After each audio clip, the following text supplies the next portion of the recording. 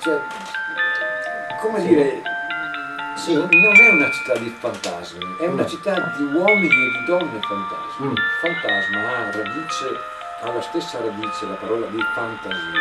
Sì. Quindi praticamente la persona raddoppia o triplica e fa vedere, mostra, adesso mi sono impiantato in un Certo. discorso, vediamo come ne esco. Esatto.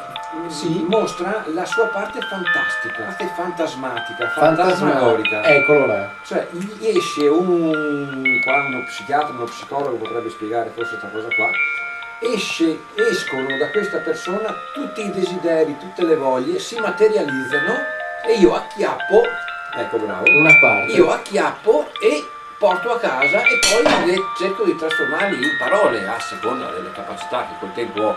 Diciamo che di solito gli autori migliorano col tempo, io invece le cose che ho scritto sul Rosso Caria anni fa, 12-13 anni fa, e sono certo che io col tempo invece sono peggioratissimo, perché io leggo quelle cose lì e mi sembrano meravigliose, Sì, sembrano sono cose belle. di un'altra epoca. Eh sì, uno dei motivi per cui le abbiamo pubblicate è che sono belle. Sì, grazie Adesso agli non so articoli cosa che- scriva in questo momento, forse è meglio neanche non sapere. Un brindisi a Rosso Cario.